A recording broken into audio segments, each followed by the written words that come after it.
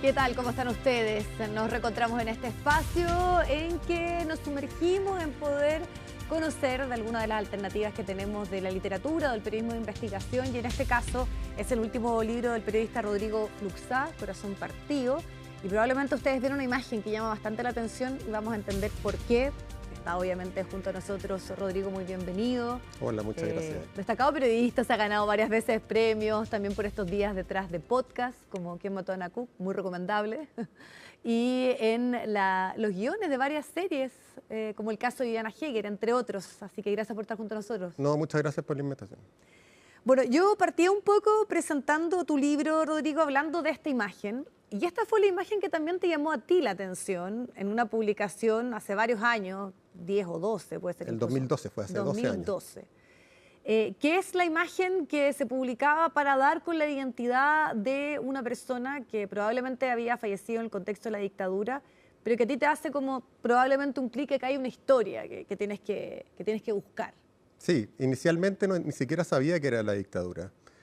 El 2012 yo trabajaba en la revista El Sábado del Mercurio y antes de Pauta siempre revisamos los diarios completos, muchos diarios de provincia, como para ver si hay alguna historia que pudiera crecer, y en una caluga se le llama en ese tiempo, en un recuadrito chico, venía en los avisos económicos venía esta cara con un texto que básicamente decía si es que reconocen a esta persona que vivió en Arica en los años 70, por favor comunicarse, salía un mail y el aviso lo pagaba la Corte de Arica.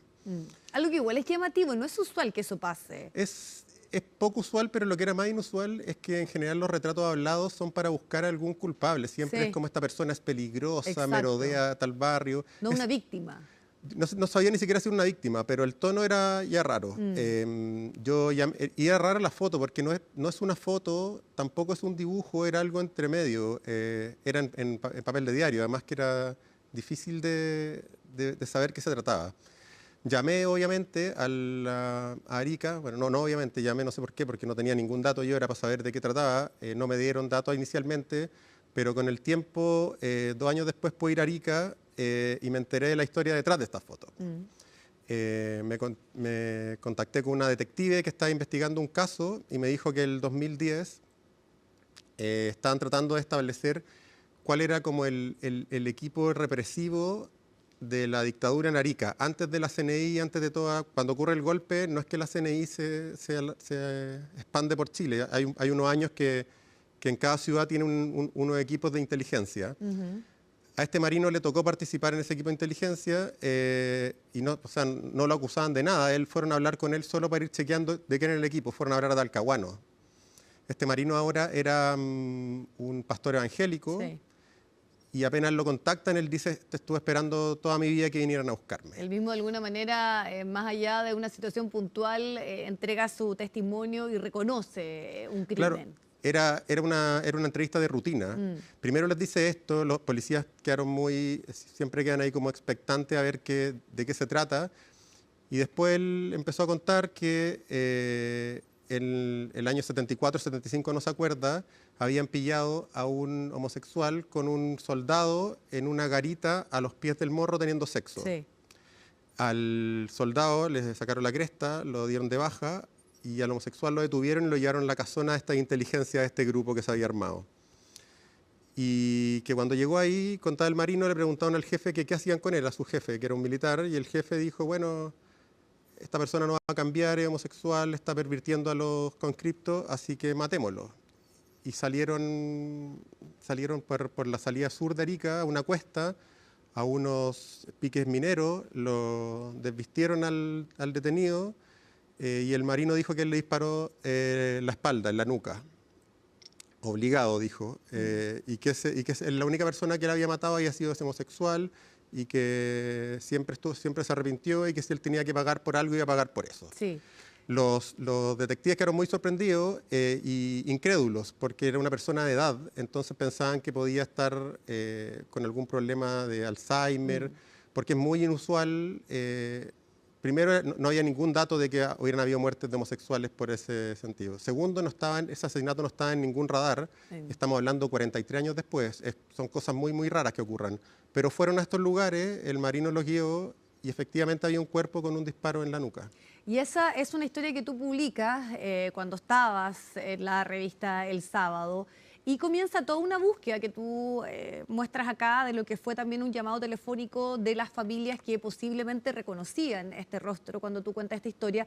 Y una lógica que es bien extraña porque tienes a un culpable, tienes a un cuerpo, pero no sabes la identidad de quién es esa persona asesinada. Efectivamente, los detectives se encontraron con ese que es como un crimen al revés, digamos, Claro. porque había un asesino confeso, un cuerpo, pero no sabían, el marino no se acordaba el nombre. Antes de que entrara yo, la PDI estuvo un año tratando de encontrar a esta persona. Tuvieron que reconstruir el mundo de Arica en los 70, la noche de Arica en los 70. Arica era puerto, tenía casino, era ciudad fronteriza. Homosexuales de mucha parte de Chile iban allá a trabajar y también porque se alejaban un poco de su familia, pero Sí. no es que fueran perseguidos, ya fueron a ir y de hecho lo pasaban bastante bien. De ahí quiero detenerme un poco porque hay un momento que tú muestras algo que es parte de los testimonios también que se recogen en todo el trabajo, que es que muchos de ellos estaban contentos al momento del golpe. Sí, pues muy contraintuitivo. Claro. Como en ese tiempo la prostitución y los homosexuales vivían muy de la mano, trabajaban todo en la noche. Para el gobierno de Allende había problemas económicos, entonces no había movimiento. Y además contaban ellos que como eran solteros, no tenían derecho a estos vouchers por comida.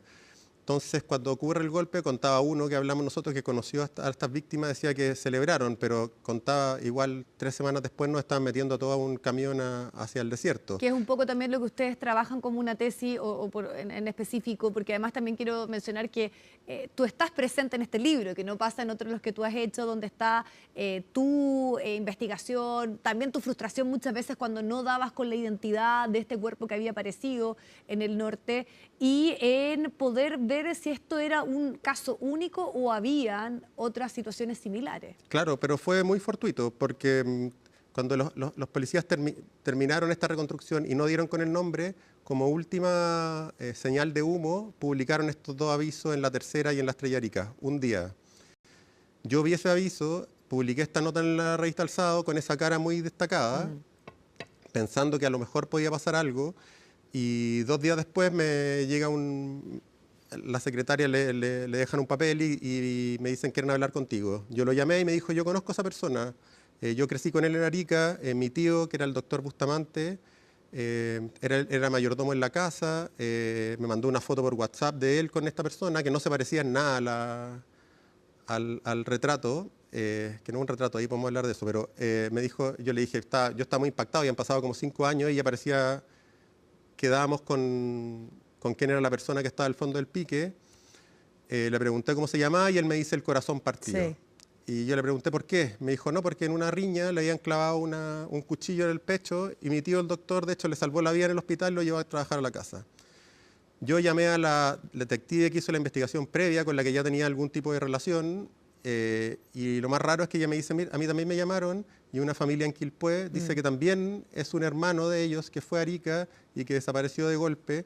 Y ahí se nos abrió un poco un mundo para entender que quizás no era una anécdota ni era un caso puntual que había pasado, porque ya 2 personas decían que sus familiares habían desaparecido de golpe en Arica, que eran homosexuales y que habían tenido problemas con militares. Sí, y hay algo que tú has expresado también en algunas entrevistas a partir del libro y que yo siento que también como que un poco uno lo va palpando en tu relato, que es como esta sensación de que es una historia que tú estuviste durante 10 años prácticamente como involucrado, tratando de ver qué había ahí, como de que nadie te busque, que nadie tenga la necesidad de saber qué pasó, que probablemente tenía que ver con la homosexualidad en esos años, porque ese es un rol que históricamente hicieron las familias en el contexto de la dictadura. Acá fue un poco una tormenta perfecta, me parece a mí, porque algunas familias lo intentaron, pero entre el susto y la vergüenza, hay que meterse un poco en la cabeza de unas personas en los años 70 con la homosexualidad. La homosexualidad, como hablábamos antes,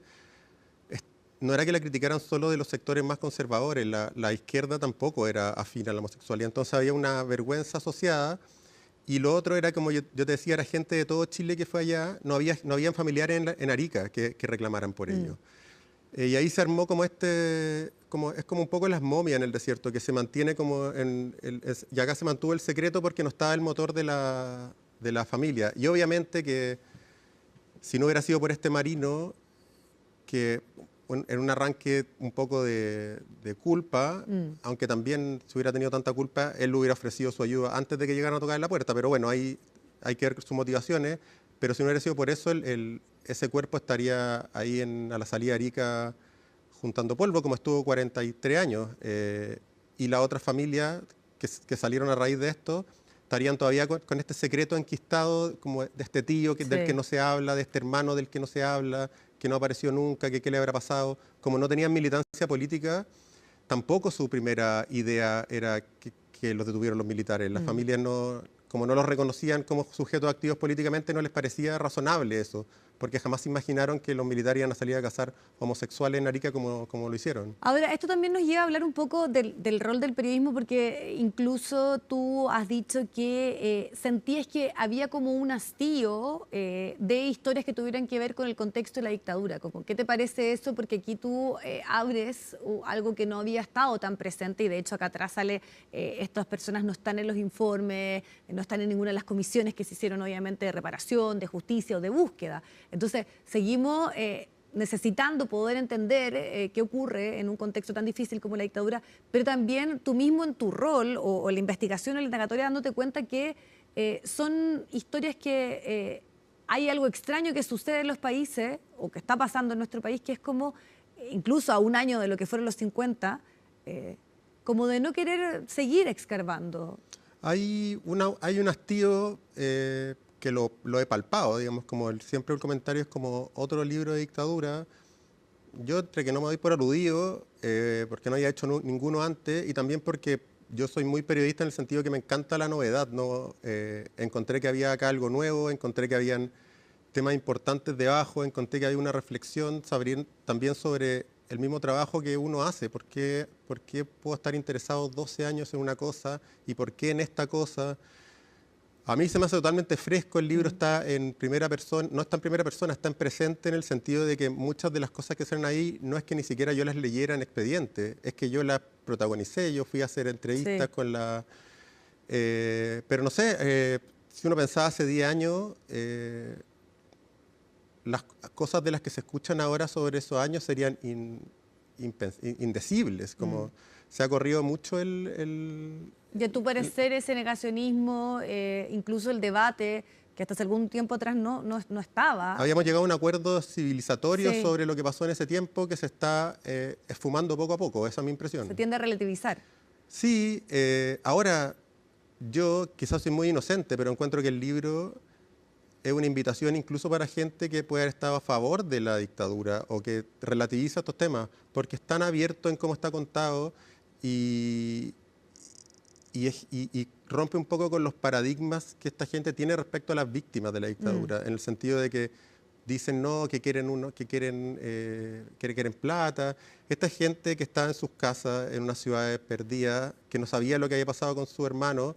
Incluso una familia de derecha también, que es uno de los casos que está acá. Y yo fui a contarles, a lo mejor esto es lo que creemos que pasó con su hermano, no estamos seguros. Y esa gente estaba absolutamente sorprendida, no querían nada a cambio, solo querían más detalles sobre si es que efectivamente pasó eso. Por eso yo encuentro que es un libro muy carente de discurso en ese sentido. Cuenta una historia sin opinión y a mí me pasa a mí, le he comentado a gente que lo ha leído, y que permite ver como a nivel de calle nuevamente la atrocidad. Sí, igual es llamativo que haya que justificarlo, de alguna manera. Es que es llamativo, yo no estoy justificando, digo, yo no hice el libro antes porque no encontré que era mi labor generacional. Y han habido trabajos súper buenos antes, la Mónica González, la Patricia Verdugo. Sin duda.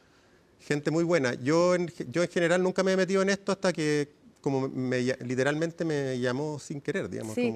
Pero me pasa que también conociendo un poco otro de tus trabajos y lo que has hecho en investigaciones, algunas muy destacadas, hay que decir, por ejemplo, el caso Nicolás López en la revista El Sábado, toda la investigación también del caso Viviana Heger, por estos días estás también en lo que va a ser una serie, el caso Matute, y en específico en el podcast de ¿Quién mató a Ana Cook?, que hoy además el periodismo tiene que enfrentarse como a la posverdad o a la verdad deseada de muchos sectores. Bueno, esto además también ciertas posiciones políticas lo utilizan, ¿no? Entonces tú más allá de que entregues hechos fehacientes, investigación, datos concretos, años probablemente de un trabajo, igual se puede poner en duda.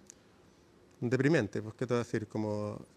Y otra cosa impensada, cuando empecé en el periodismo no creí que íbamos a estar en este punto, pero acá estamos. Pero también demuestra que el trabajo y la investigación es más importante que la agenda y que y no hay un plan maquiavélico detrás de esto, como el podcast de Nacuc no era contra las minorías, Sí.